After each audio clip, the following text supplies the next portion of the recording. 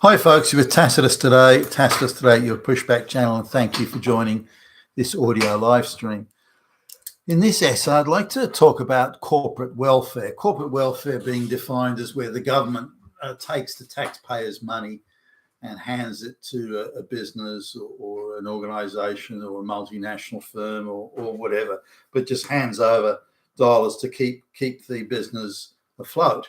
Now, in an indirect way, the government is forcing companies to take on DEI, affirmative action, race, gender, quota policies, and along with all the inefficiencies that creates.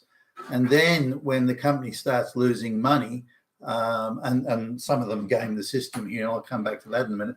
When the company starts losing money, they then go to the government and say, well, look, we need a handout, or we're going to close down, and we're going to put thousands of people out of work. Now, the government panics at this thought, and so they say, well, how much do you want? You know, we want hundreds of millions of dollars or whatever it is. Okay, done, you've got it. And they kick the can down the road.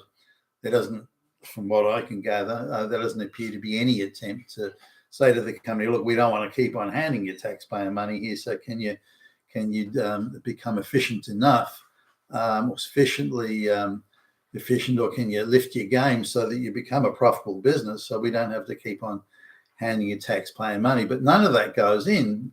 None of that happens, because the reason the company is inefficient is because of diversity, equity, inclusion, affirmative action, race, gender, hiring quotas, and so on and so forth. So it's because of the woke paradise that the Western governments under globalist control are pursuing. Now, whether they're pursuing a paradise or really pursuing just the undermining and degradation of Western society is something we could debate. But this is the thing. Now, I've noticed more and more of this has been going on in the areas of, say, particularly in the areas of, say, manufacturing, mineral processing, mining, that sort of thing. So now some of these outfits, I've done business with, and I was, staggered at just how bloated the payrolls were in some of these outfits. There are gazillions. I mean, it's worse than a bureaucracy. How many people just aren't needed? How many people sort of have no actual job? They just sort of sit around. And many people were borderline retarded, in my view. Certainly no IQ above 90, and many people were there that were only there under race, gender, and affirmative action quotas. There has to be, 30% of management has to be black lesbians, all this sort of stuff. Now, whether these so-called management actually make any decisions, I'm sure they've got the power to say no, but nonetheless, a lot of incredibly inefficient, people who are incapable of holding down a job of sweeping the floor, cleaning the toilets, are being given, jobs on pretty serious money, like 6-7 times the average wage and so on. Now, there's so many placeholders and position holders and so on. Some of this is corruption, in a wider spread of corruption, say insurance companies. So, well, we're not going to insure your factory unless you have 10 people with community college diplomas for health and safety, for example. So they get these people from these diplomas. Then on top of that, they've got the requirement these people all have to be black lesbians. So, and these people are, again, just placeholders, actually don't have any qualifications, but the insurance company won't insure the factory or the mine or, whatever it is, unless those people exist on paper. So there's massively bloated payrolls. And of course, the government breathing down, the globalist controlled leftist government. Why are there not more CEOs? Why are there not more, women in manufacturing and mining? It must be because of the patriarchy and misogyny and Hitler and swastikas and da-da-da. So the only way we can stop all this Hitler stuff is to have equal outcomes. So you have to hire 50% black lesbians and so on and so forth. Now, they hire the people just to shut the activists up, rather than hire people who are going to do productive work or useful work. So they've got the massively bloated payrolls for people on big bucks, because the activist crowd. So we just can't employ a black lesbian and pay them shit money. You've got to pay them the same as the really productive white guy. They've got to get the same pay. Has to be the same outcome. If you don't, then that's still patriarchy, misogyny, and da-da-da. So this adds massive costs. So the mining company or the manufacturing company or the whatever it is looks at the thing. Well, gee, why should we be forced to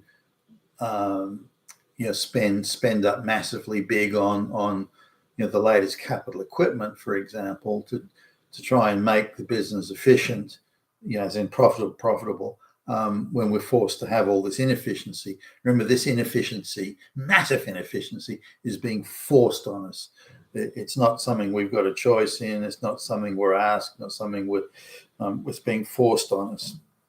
So why should we then have to, the companies, quite reasonably, by the way, why should we then have to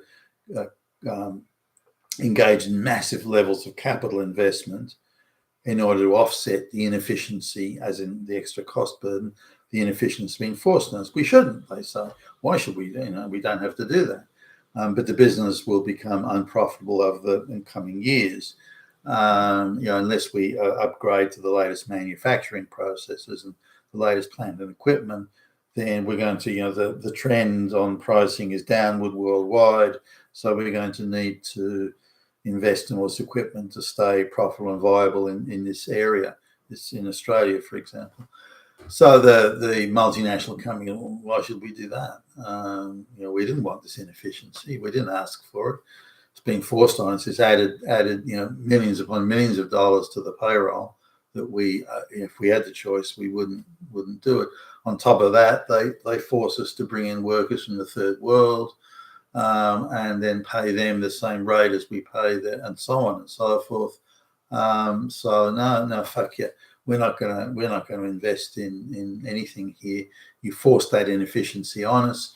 You force the loss-making activity on us, and so over the next few years, as the world pricing paradigm changes and so on, this business will be in a loss-making situation. Now, at this point, the multinational company knows it, that within 3 years they're going to be losing money on the local business. Now, they're a multinational, and they're a very profitable multinational, but why should they have to carry a loss-making business? Well, they shouldn't. And that's not unreasonable in itself, but they play along with the government's demand for black lesbians everywhere on the payroll. They play along with that, knowing that the outcome in 3 years will be, technically at least, bankruptcy of the local operation. So they then go to the government, knowing full well what was happening. They can look down the road. Now, they may even tell the government, we'll look within a few years, it's going to be unprofitable. Now, given the sort of people, the sort of radical feminists that are around there, they would just take that as a bluff, or they would take it as an act of defiance, which must be crushed and put down. We tell them, we the lesbians tell them, they don't tell us. They're patriarchal, misogynist Nazis. They can't be allowed to make any decisions. So the morally superior ones say, nah, fuck, don't care. You're just telling fibs anyway. You're just trying to scare us. So they wait until the operation is in a loss-making position, which they knew was going to happen. And then they go to the government and say, okay, we're going to close down and thousands of jobs are going to be lost. The government panics and says, well, how much do you need? Oh, I don't know, $500 million should see us sweet. Okay, well, will that fix everything? Yeah, it'll be all right. or we can just get rid of all the black lesbians. No, you can't do that. You can't do anything to become efficient. That's not allowed. You can, but if we invest in the latest plant and equipment, we'll have to let go. A lot of people won't be needed. Most of those will be the black lesbians. No, you can't do that.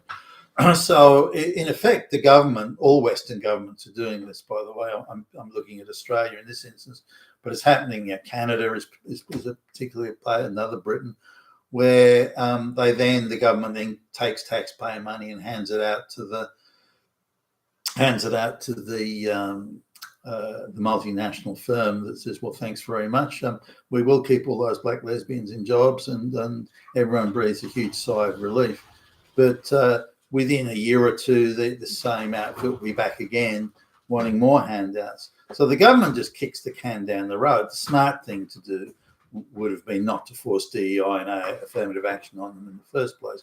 But the smart thing to do is to say, okay, what will it take to make you profitable? We'll give you, accelerated tax write-downs on buying the latest equipment. We understand you're going to let some people go, and most of those will be black lesbians. We'd rather have a viable, productive business, in the country here, and employing as many people as you viably can. We'd rather have that than, $500 million taxpayer-funded bailouts every year or two. But they don't. That's not how it works. And the multinational company can smile with much glee here that they've actually forced the government. You want us to do affirmative action, fine, but you're going to pay for it, one way or another, through inefficiency and then through taxpayer handouts. So either way, you're going to pay for it in the end. But that's a far-sighted view, and something that the globalists aren't particularly concerned about. And again, you said this is extremely widespread, whether it's in the public service. For example, all the Indians that are brought into Australia, and many of them are gifted jobs in the public service. They haven't earned those jobs or won those jobs any sort of merit. It's just a mass migration social engineering program, which is paid for out of tax dollars.